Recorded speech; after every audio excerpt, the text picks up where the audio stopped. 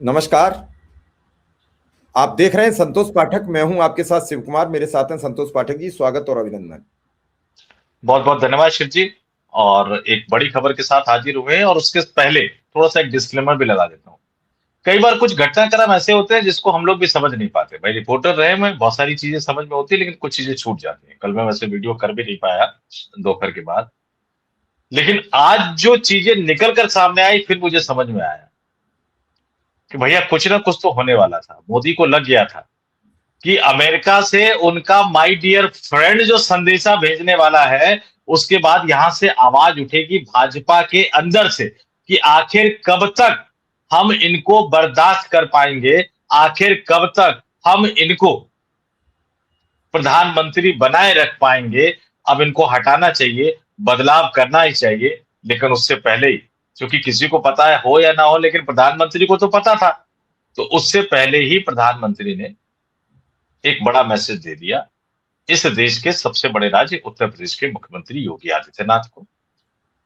प्रधानमंत्री बनने का सपना देखने वाले राजनाथ सिंह को, शिवराज सिंह चौहान को, नितिन गडकरी को और नए नवेले राष्ट्रीय नेता बने नितिन नवीन को, और इन सबके वैचारिक प्रमुख जिन्होंने अपने नेताओं को आगे कर दिया था बजट की आलोचना करने के लिए, यानी मोहन भागवत को।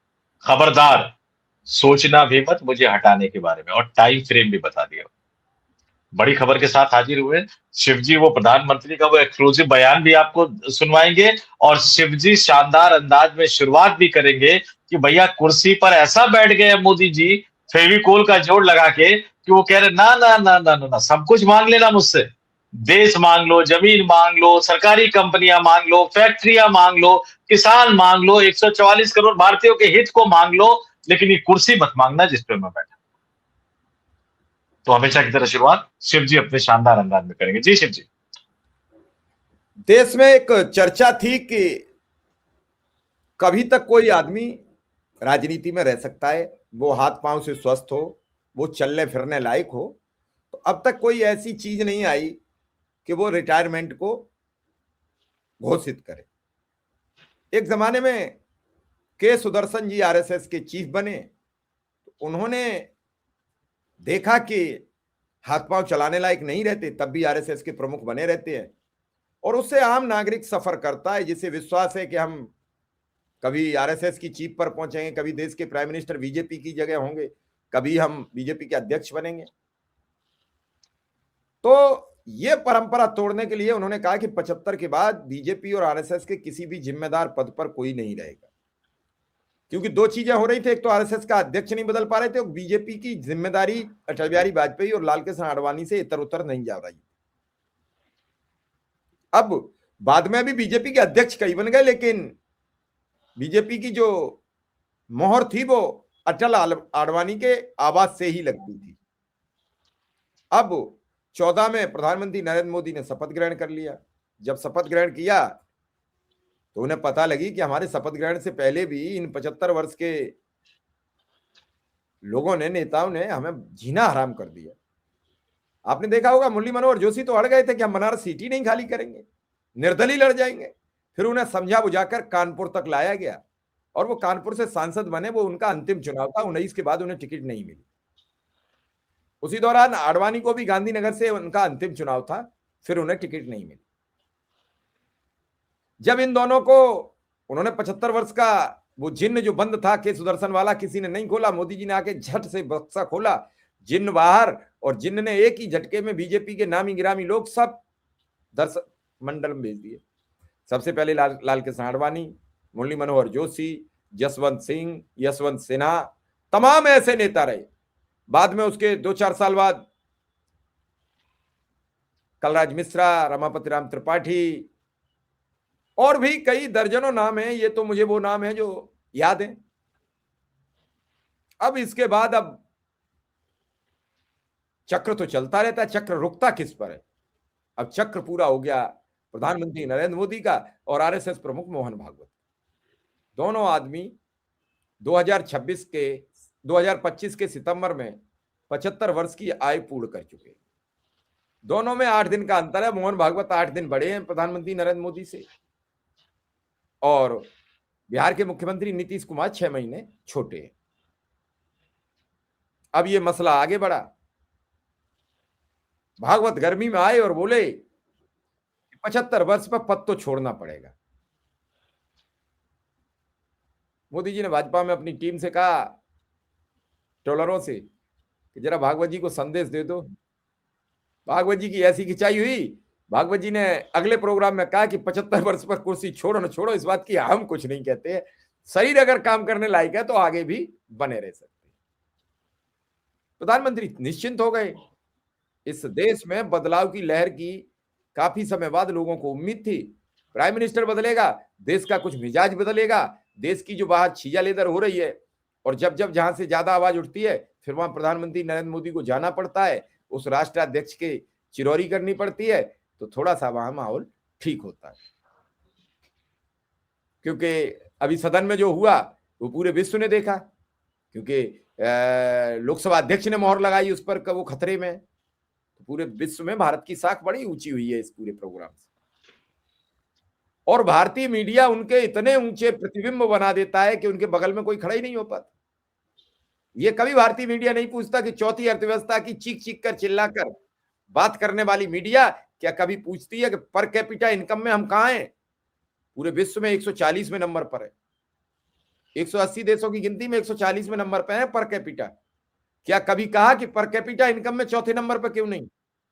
इतने बड़े देश की अर्थव्यवस्था तो चौथे नंबर पर हो सकती है, सेल परचेज, खाना पीना, चाल दाल चावल चीनी, इस पर कोई चर्चा नहीं करती। चलिए मुद्दे पर आ जाती है।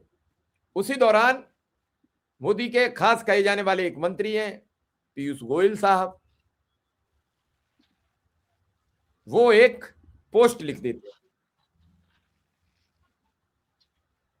उस पोस्ट में वो बताते हैं कि प्रधानमंत्री नरेंद्र मोदी जी का कद क्या है और पद क्या रहेगा। ये पोस्ट आपके समक्ष है। इसमें शिव कुमार मिश्रा, संतोष पाठक का कोई लेना देना नहीं है। आप ये कहो कि मनगढ़ंत कहानी है, कुछ भी बना दिया, वो हम कुछ नहीं, ना हम सरकार गिरा सकते हैं ना बना सकते हैं, हमारी खबर कहीं चल जाए यही हमारी उपलब्धि है। ये उन्होंने लिखा, एक नेता ने मुझे मेरे जन्मदिन पर फोन किया, उन्होंने कहा कि आप 75 वर्ष की आयु पूरी कर चुके हैं, तो मैंने उन्हें समझा दिया कि अभी तो 25 बाकी है, मैं बीते हुए को गिनता हूं, बल्कि बीते हुए को नहीं गिनता बल्कि बचे हुए को गिनता हूं। इसका मतलब आने वाले 25 वर्ष उनकी काउंटिंग में है, जो 75 गुजर गए उस पर कोई चर्चा नहीं है। अच्छा, ये वीडियो भी आ गया। एक नेता ने फोन किया था मेरे जन्मदिन पर, है 17 सितंबर को, तो उसने मुझे कहा कि आपके 75 हो गए, बोले अभी 25 बाकी है। मैंने कहा तो मैं जो बीता है उसको गिनता नहीं हूँ, जो बचा है उसको गिनता हूँ। और इसलिए जीवन में मैं आपको भी कहता हूँ। संतोष जी, अब दोनों चीजें मैंने आपको दिखा दी हैं, तथ्य, सबूत और प्रूफ। इस पर आप क्या कहेंगे? देखिए, अब उस नेता ने फोन किसने किया, मैं समझता हूं कि दो ही नाम आ सकते हैं। एक तो मोहन बाबा साहब का, अब पता नहीं उन्होंने जन्मदिन की बधाई दी फोन पे कि नहीं दी, और दूसरे शरद पवार का, क्योंकि इस तरह के अंदाज में शरद पवार से ही बात होती है। और शरद पवार से इसलिए होती है क्योंकि शरद पवार इनके करीबी मित्र, अरबपति कारोबारी धन्ना सेठ गौतम अडानी के भी दोस्ती बहुत गहरी है। खैर, अब मुद्दे पे आता हूं। मैंने क्यों कहा कि क्रोनोलॉजी समझिए अमित शाह की भाषा में, जिसका मैंने जिक्र शुरुआत में थोड़ा सा संक्षेप में किया था, अब उसको विस्तार से बता देता हूं। 6 फरवरी की तारीख का कार्यक्रम है ये। छात्र छात्राओं के साथ परीक्षा पे चर्चा का कार्यक्रम है, प्रधानमंत्री नरेंद्र मोदी जिसमें बोल रहे थे। इसमें मणिपुर की एक छात्रा ने प्रधानमंत्री की प्रशंसा की और कहा कि वो उनकी बचपन से प्रेरणा रहे हैं। ये वही मणिपुर है, ये वही मणिपुर है जहां संविधान के तमाम नियमों प्रावधानों को ताक पर रखकर दोबारा से सरकार बनाई उन्होंने और फिर से हिंसा की आग में झोंक दिया। लेकिन ठीक है, बच्चों का भी राजनीतिक इस्तेमाल ये करते हैं। उनको बताते हुए कह रहे हैं कि भैया 25 साल तो अभी और बाकी है, 11-12 साल रह गए, भूल जाइए। अब ये संदेशा किसके लिए था? इनको ये तो पता था कि शाम को ट्रंप कुछ खेला कर देंगे इनके साथ, और ट्रंप ने कल रात को खेला कर दिया। उससे कुछ घंटे पहले ये बयान दे रहे हैं। क्यों? क्योंकि उनको पता था कि ट्रंप के खेला करने के बाद, देखिए कांग्रेस क्या कहेगी वो सब जानते हैं, राहुल गांधी, पवन खेड़ा, सुप्रिया श्रीने, जयराम रमेश क्या लिखेंगे, क्या बोलेंगे, वो सब जानते हैं। विपक्ष के अन्य नेता, चाहे वो अखिलेश यादव हो, ममता बनर्जी हो, एम.के. स्टालिन हो, वो क्या कहेंगे, बोलेंगे, वो सब जानते हैं।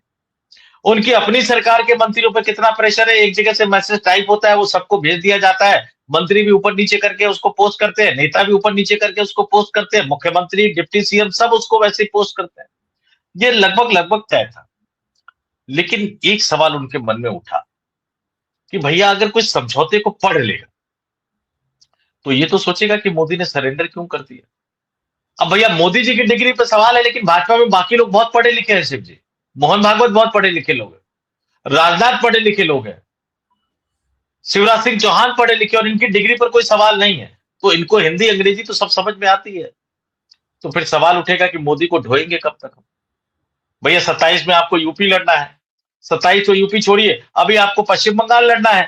अगले महीने से तैयारी शुरू हो जाएगी, तैयारी अभी से शुरू है, अगले महीने घोषणा हो जाएगी। पश्चिम बंगाल, तमिलनाडु, केरल लड़ना है आपको, असम लड़ना है आपको, पुडुचेरी लड़ना है। 27 में आपको उत्तर प्रदेश लड़ना है, उत्तराखंड लड़ना है, पंजाब लड़ना है, गुजरात लड़ना है।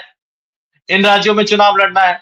28 में कई राज्यों में चुनाव होंगे, 29 में लोकसभा का चुनाव लड़ना है। तो फिर ये बात उठेगी कि नहीं, अब छवि खराब हो रही है कि प्रधानमंत्री ने सरेंडर कर दिया, तो उनको हटाने की बात उठेगी। उससे कुछ घंटे पहले ही खुद ही एक प्रोग्राम में छात्रों के साथ, इसका कोई संदर्भ नहीं था कि आप छात्रों को बता रहे हो कि 25 साल में और हूं, लेकिन आपने मैसेज दे दिया। किसको दिया? सबसे पहला और बड़ा मैसेज राष्ट्रीय स्वयंसेवक संघ के मुखिया मोहन भागवत को उन्होंने दे दिया। भागवत साहब ने अपने नेताओं को आगे कर बजट के खिलाफ एक तरह से बयान दिलवाया था, और इस समझौते पर भी आरएसएस के जुड़े संगठनों का बयान तो आएगा शिव जी, ये तय मानकर चलिए। भागवत को संदेशा दे दिया, सोचना भी मत, मैं 25 साल तक और बना रहूंगा। अमित शाह ने तो कहा था कि 2029 में ही उम्मीदवार होंगे, वो तो कह रहे हैं कि भैया 34 में भी होगा, 39 में भी होगा। वो तो हट ठान कर बैठे हुए हैं कि 47 में तो मुझे विकसित भारत बनाकर ही जाना है। जैसे मजाक में कई लोग कहते हैं कि एक नेता है, उन्होंने कहा भैया आप पार्टी क्यों बदलते हो बार बार, तो उन्होंने कहा कि देखिए मैं तो अनुशासित सिपाही हूं कांग्रेस का, और जनता की सेवा करनी है मुझे। अब कांग्रेस मुझे टिकट नहीं देगी तो मैं समाजवादी पार्टी में चला जाऊंगा। क्यों? क्योंकि मुझे जनता की सेवा करनी है। समाजवादी पार्टी नहीं देगी तो मैं बहुजन समाज पार्टी में चला जाऊंगा। क्यों? क्योंकि मुझे जनता की सेवा करनी है। बहुजन समाज पार्टी नहीं देगी तो मैं भारतीय जनता पार्टी में चला जाऊंगा। क्यों? क्योंकि मुझे जनता की सेवा करनी है। तो मैं सांसद तो बनूंगा बनूंगा क्योंकि मुझे जनता की सेवा करनी है। ऐसे ही मोदी जी कह रहे थे, कह चुके हैं कि भैया कुछ भी कर लो, लेकिन मैं तो अगले 25 साल तक बना हूं। और ऐसे में जो प्रधानमंत्री पद के सबसे बड़े दावेदार है उत्तर प्रदेश के मुख्यमंत्री योगी आदित्यनाथ, उनको एक बड़ा झटका, 25 साल तक सोचना भी मत। हेमंता बिश्व शर्मा को केंद्र की राजनीति में लाने वाले अमित शाह को एक बड़ा झटका, लाने की कोशिश करने वाले अमित शाह को एक बड़ा झटका, 25 साल तक सोचना भी मत। देवेंद्र फडणवीस जो सोच रहे हैं कि महाराष्ट्र का कार्यकाल पूरा करके देश की राजनीति में आएंगे, उनको बता दिया कि सोचना भी मत। और नए नवेले राष्ट्रीय अध्यक्ष बने नितिन नवीन। भाई प्रधानमंत्री कौन नहीं बनना चाहता है शिव जी, नेता कौन नहीं बनना चाहता है। उनको भी नरेंद्र मोदी ने संदेशा दे दिया कि भैया नितिन नवीन, भले ही बॉस कह दिया हूं मैंने, लेकिन सोचना मत कि बॉस हो, और बाकी ये जो बीजेपी में जो बदलाव, उखाड़ पखाड़ जो करना है करते रहो, सब कुछ करते रहो, मुझे कोई दिक्कत नहीं है। साथ लोक कल्याण मार्ग वाली कुर्सी के बारे में सोचना भी मत। तो सबके सपनों पर फुल स्टॉप लगा दिया और ये बता दिया कि मैं हूं, और 5 साल 10 साल नहीं, अगले 25 सालों। जी, 5 साल रहो, 25 साल रहो और 50 साल रहो, देश हित में आप क्या कर रहे हो इसकी तो जानकारी देश मांगता है। सदन चल रहा है, पिछली बार राहुल गांधी विदेश चले गए तो इस मीडिया ने जमीन आसमान एक कर दिया। प्रधानमंत्री गए, कोई पूछने वाला नहीं है। सदन चल रहा है, सदन में जवाबदेही नेता प्रतिपक्ष की नहीं होती है, सदन में जवाबदेही होती है नेता सदन की। पिछली बार राहुल गांधी गए तो सवाल कैसे उठेंगे, इस बार राहुल गांधी को बोलने नहीं दिया जा रहा है। तो ये मीडिया क्यों नहीं कह रही कि नेता प्रतिपक्ष की आवाज क्यों रोकी जा रही है? हमें लग रहा है कि प्रधानमंत्री जी 2-3 दिन इधर उधर रहेंगे और उसके बाद वापस आएंगे, उसके बाद क्या होगा क्या नहीं होगा किसको पता है। लेकिन सवाल ये है संतोष जी कि कुर्सी किसी के बपौती नहीं होती है, ये कब तक रहेगी ये जनता तय करती है। आप 25 की जगह 30 बता दो तो मेरा सवाल आपसे यह है कि ये कुर्सी क्या उन्हें पता है हमारे पास बनी रहेगी? देखिए, कुर्सी, ये माहौल समझिए थोड़ा बहुत। 2002 के बाद जैसे बीजेपी के खिलाफ माहौल बनना शुरू हुआ, मोदी बहुत बड़े कारण थे, रामविलास पासवान का एनडीए गठबंधन छोड़ के जाना, कांग्रेस के साथ चले जाना, देश दुनिया में भारत की छवि लगातार बिगड़ती जा रही थी, कई तरह की समस्याएं थी। उस माहौल में बार-बार ये बात उठती रही कि भैया आडवाणी को दे दो, आडवाणी को दे दो। अटल जी ने कुर्सी छोड़ी नहीं, 2004 का लोकसभा चुनाव क्या रहा हमें और आपको सब पता है। कई बार बदलाव समय की मांग होती है। तो भैया अटल बिहारी वाजपेयी ने लालकृष्ण आडवाणी को प्रधानमंत्री नहीं बनने दिया, तो क्या वो खुद प्रधानमंत्री बने 2004 के लोकसभा चुनाव के बाद? नहीं बने। ठीक इसी तरह से समझ लीजिए कि नरेंद्र मोदी 25 साल का स्पीड ब्रेकर योगी आदित्यनाथ, देवेंद्र फडणवीस, हेमंता बिश्व शर्मा, राजनाथ सिंह, नितिन गडकरी, नितिन नवीन, शिवराज सिंह चौहान के आगे तो लगा रहे हैं, लेकिन जो उससे भी बड़ा स्पीड ब्रेकर तो जनता लगा देगी ना भैया। 25 साल तो तब बनोगे जो 2029 में जनता फिर से आपको चुनेगी। और ये जो अमेरिका के साथ आपने डील कर दिया है, इसके बाद मुझे नहीं लगता कि इस देश की जनता तो छोड़िए, कट्टर भाजपाई भी इनको वोट देना चाहेगा या इनके नाम पर वोट देना चाहेगा। अंतिम मालिक तो जनता है और जनता अपना मन अब बना रही है, कम से कम ये अमेरिका के साथ हुए डील के बाद से।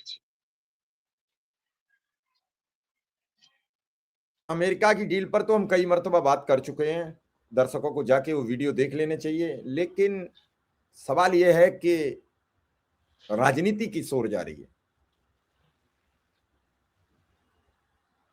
जिस किताब को लेकर मोदी जी संकट में हैं, जिस फाइल को लेकर मोदी जी संकट में हैं, अगर उन किताब और फाइलों पर चर्चा सदन में नहीं होगी तो कहां होगी? मोदी जी तो चले गए, अब निशिकांत दुबे के जरिए चाहे जलील करवाओ। ऐसा नहीं है निशिकांत दुबे पूरे देश को, उस अकेले निशिकांत दुबे नहीं है, उस सदन में सभी चुने हुए जनप्रतिनिधि हैं जो 140 करोड़ लोगों का प्रतिनिधित्व करते हैं। ऐसा नहीं है कि भारतीय जनता पार्टी के सभी लोग ये स्वीकार करते हैं कि निशिकांत दुबे बोल रहे हैं वो सही बोल रहे हैं।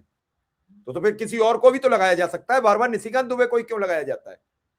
क्योंकि इतना जलाल और इतना जलील पने का काम कोई और सांसद नहीं कर पाएगा। औरों को पता है कि पंडित नेहरू ने क्या किया, औरों को पता है कि इस देश में क्या हुआ, लेकिन निशिकांत दुबे तो इस देश में रहते नहीं है, उन्हें पता ही नहीं है। उन्हें तो यह पता है कि एडविना के साथ नेहरू के क्या संबंध थे, यह उन्हें जाके पता लग गया। और शायद तब तक उनका जन्म भी हुआ होगा कि नहीं हुआ होगा, मुझे यह भी नहीं मालूम। लेकिन इस देश के जनमानस को 2012 से झूठ परोसने वाले मोदी, जिस जनता ने आज तक यह नहीं समझा कि रुपया की कीमत पर झूठ बोले, डीजल पेट्रोल की कीमतों पर झूठ बोले, देश के युवाओं से रोजगार के नाम पर झूठ बोले, महिलाओं से उज्ज्वला गैस के नाम पर झूठ बोले। अब धुआं नहीं लगता, बताते हैं वो सिलेंडर जो दे दिया वो पैक करके घर रख लिया है लोगों ने, अब धुआं किसी की आंखों में नहीं जाता है, ना अब मोतियाबिंद होगा, ना अब फूटेंगी किसी की आंखें। कभी नहीं पूछा, वो सिलेंडर ही नहीं भरवा पाया कोई दोबारा, भरवा कहां से लेता? 800 रुपया लाएगा कहां से? 850। मोदी ने यह भी नहीं पूछा कि हम कितने बार 60 दिन की बात कह चुके, कितनी बार 2 माह की कह चुके, कितनी बार 55 दिन की कह चुके, कितनी बार 50 दिन की कर चुके, और उस पर भी उन्होंने कभी फोकस नहीं किया। हर बार सदन में एक नई बात आती है। इस बार गांधी सरनेम पर सभी मीडिया चर्चा कर रही है। क्या उस गांधी नेम की चर्चा से इस देश के किसी नागरिक को रोजगार मिलेगा? क्या डॉलर की कीमत गिर जाएगी? क्या सस्ता डीजल पेट्रोल मिल जाएगा? क्या महंगाई कम हो जाएगी? इस देश के पास किसी राजनीतिक नेता पर जवाब हो तो मुझे दे दीजिए। शिव जी, गांधी का नाम और गांधी के सरनेम की बात वो लोग कर रहे हैं जिनके मात्र संगठन पर इस देश के पहले गृह मंत्री और उप प्रधानमंत्री सरदार वल्लभ भाई पटेल ने महात्मा गांधी की हत्या करने के आरोप में प्रतिबंध लगाया था। बाद में कई सारी बातें उन्होंने मानी तो उस प्रतिबंध को हटाया गया, लेकिन ये एक इतिहास है कि प्रतिबंध लगाया था सरदार वल्लभ भाई पटेल ने, और किस लिए लगाया था ये भी इतिहास है और वो डॉक्यूमेंटेड इतिहास है। महात्मा गांधी की बात वो लोग कर रहे हैं शिव जी जिन्होंने उनके हत्यारे गोडसे की तारीफ करने वाले लोगों को टिकट देकर विधायक सांसद बनाया।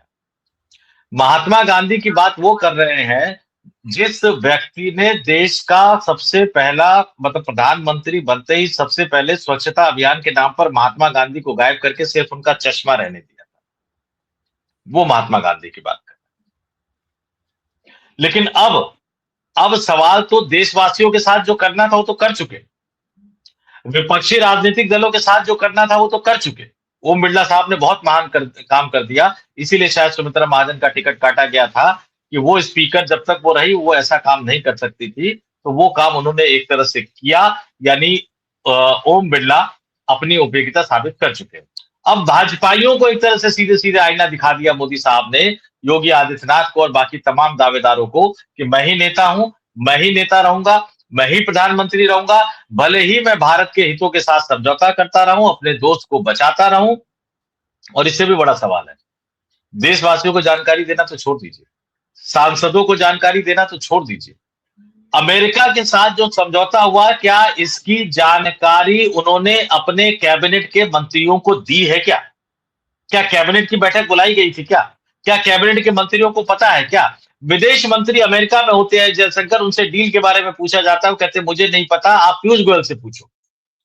पीयूष गोयल से आज पूछा गया कि भैया रूस से तेल आप इंपोर्ट करेंगे कि नहीं करेंगे, उन्होंने कहा मुझे नहीं पता, ये तो विदेश मंत्री से पूछो। ये म्यूजिकल चेयर की कुर्सी का गेम खेल रहे हैं क्या? मुझसे नहीं उससे पूछो, मुझसे नहीं उससे पूछो, और कागज सब कुछ बता रहे हैं। तो ये कैबिनेट की बैठक बुलाएंगे नहीं, कैबिनेट के मंत्रियों को बताएंगे नहीं, संसद में बताएंगे नहीं, सांसदों को बताएंगे नहीं, देश के लोगों को बताएंगे नहीं, और जैसे इनको लगेगा कि सवाल उठने वाला है तो ये पहले ही कह देंगे ना भाई ना, मैं तो 25 साल तक अभी और बना रहूंगा। और ये सबके सपनों पर, अरमानों पर, और मैं फिर कह रहा हूं, भारतीय जनता पार्टी के करोड़ों कार्यकर्ता देशभक्त है, 2-4-5% इधर उधर हो सकते हैं, और उससे भी बड़ी बात मैं कह रहा हूं शिव जी, लड़ते रहेंगे हम लोग इस देश में हिंदू मुसलमान के नाम पर, लड़ते रहेंगे हम लोग जनरल कास्ट और एससी एसटी ओबीसी के नाम पर, लड़ते रहेंगे शमशान कब्रिस्तान के नाम पर, लेकिन जब देश हित का सवाल आएगा तब लड़ाई नहीं होती है, तब एकता होती है। ये भाजपाई भी सोच रहे हैं, ये आरएसएस के स्वयंसेवक भी सोच रहे हैं, ये बड़े बड़े नेता भी सोच रहे हैं, अंदर से घुट रहे हैं, लेकिन इससे पहले कि वो हटाने की बात करते, नरेंद्र मोदी ने बोल दिया मैं 25 साल तक अभी और बना हूं। अब भागवत साहब कितनी हिम्मत दिखा पाएंगे पता नहीं, योगी आदित्यनाथ कितनी हिम्मत दिखा पाएंगे नहीं। कई बार देश संकट के ऐसे काल में पहुंच जाता है जहां बदलाव ही एक विकल्प होता है। मैं ये नहीं कह रहा कि बदलाव के बाद जो नया आएगा, क्योंकि सरकार इन्हीं की बनेगी, प्रधानमंत्री अभी इन्हीं के बनेंगे, आज की तारीख में भी बदला जाएगा, वो अच्छा होगा या बुरा होगा मैं नहीं कह सकता, लेकिन बदलाव एक नई जिम्मेदारी लेकर आता है। देश के हितों को गिरवी रखने के आरोप में अगर इनको बीजेपी हटाती है और नए किसी नेता को अपना प्रधानमंत्री चुनती है, तो नए नेता पर एक दबाव। और मैं तो भाजपाइयों को कहूंगा, अटल जी को याद कर लीजिए, उस व्यक्ति ने भी सरेंडर नहीं किया था जब परमाणु परीक्षण किया था, तो कुछ तो बहादुरी का काम दिखाइए, कुछ तो देश के प्रति अपनी भक्ति को साबित कीजिए। इस देश के लोगों ने जितना आप पर भरोसा करके आपको वोट दिया है, भले ही वोट चोरी और मशीन वो तो खेला है ही, लेकिन कुछ करोड़ लोगों ने तो वोट दिया ही है नसीब, कम से कम उनकी सम्मान संप्रभुता का मान रख लीजिए। क्योंकि जो 25 साल वाला, ये तो खुला चैलेंज है कि कुछ भी कर लो मैं नहीं हटूंगा 25 साल तक। इससे खुला चैलेंज, इससे खुली चुनौती हो नहीं सकती है, और ये चुनौती पूरे के पूरे आरएसएस के इकोसिस्टम को है, आरएसएस चीफ समेत, आरएसएस के नंबर 2 दत्तात्रेय होसवाले समेत, और ये चुनौती पूरे के पूरे भारतीय जनता पार्टी की जो सेकंड लीडरशिप है जो है उनको चुनौती है, कि भैया उनका एक नेता कह रहा है कि मैं हूं तो मैं बैठा रहूंगा और मैं किसी के लिए अपनी कुर्सी नहीं छोड़ूंगा चाहे कुछ भी। चलिए फिलहाल इस खबर को यहीं विराम देते हैं। दर्शक हमें जरूर बताएं कि आखिर ये हुआ क्या है, और ये मोदी का जो वीडियो आया है सामने, क्या आप इससे सहमत हैं? आपका बहुत बहुत आभार, बहुत बहुत धन्यवाद। नमस्कार।